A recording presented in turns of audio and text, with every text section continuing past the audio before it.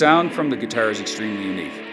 I've played Gibsons, and I've played them through different amps like Les Pauls or SGs. I've got Fender Telecasters or Stratocasters. They sound a different way. This guitar sounds like none of the above. Pretty well most of my life I've been involved with music, and I love music. And I've got a bunch of different types of guitars, and I thought it'd be interesting to build one. So about this time last year, actually, I reached out to my family who are on the southern shore. Most of them are, that's where my mother's from Renews. And I kind of put out a bit of a feelers to see if I could find some wood. And my uncle Jim Dunn, he said, I've got some timbers that were dredged up in the harbour, up in my back meadow. They've been there for years. Why don't you have a look? There were these timbers basically sunk down in the grass with crab pots laying on them to keep the crab pots up out of the ground. And we pulled a couple up, and I brought them home, and they looked extremely rough. So it was September last year, I cut the first piece of wood open, and I'll never forget it. When I split the wood, I spent about 20 minutes looking at the grain with this infused black. It was absolutely amazing. And since then, every piece I open, it's kind of like got its own story and feel. Some are darker and dirtier, some are really clean and they look like you can buy them at the hardware store. Some are somewhere in between. So you kind of need to wait till you cut one open and then exactly see artistically how to figure that into a guitar. Once I built the first guitar and it came out really, really well, sounded great, was great with the amp, looked great, I said, okay, I'm going to have to figure out the story and figure out where the wood came from.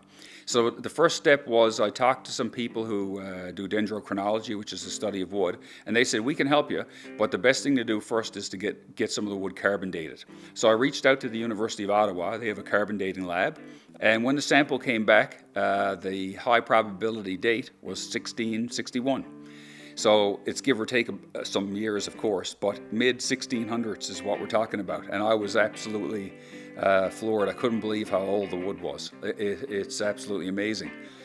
So I did some research on shipbuilding, and in the 1600s and early 1700s up to about 1710, the carbon dating helped confirm this, but ships were built mostly with tree nails and dowels. There was no steel. They'd build the boat structure or the hull structure using tree nails, and they'd affix rigging and things to it with steel. So luckily for me in the wood, there was a joint, and this lap joint was peppered with tree nails, so I know the tree nails were used structurally. So that, with the 1661 date, tells me the vessel or ship was built probably late 1600s or mid-late 1600s and sunk late 1600s. So it spent approximately 300 years underwater, late 1600s to late 1900s, which is amazing. They look like the type of ship you'd see in Pirates of the Caribbean.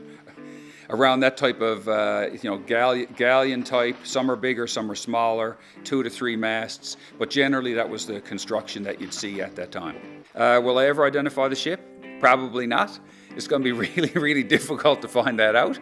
I've talked to people in the community. There's a couple of individuals been there for a long time, know a lot of history, and I've looked at history, a bunch of different history for the community. And before about 1800, even 1750 and earlier, record keeping is very, very poor. So there's not a lot. And unfortunately, or fortunately for me, the date here predates what I'd call strong record keeping. It actually has a really good clean sound, so it can handle really sparkly cleans or like tony cleans, but it's also really good when you want to get loud and rock it out. So it's got a really good, handles distortion really, really well, sounds great.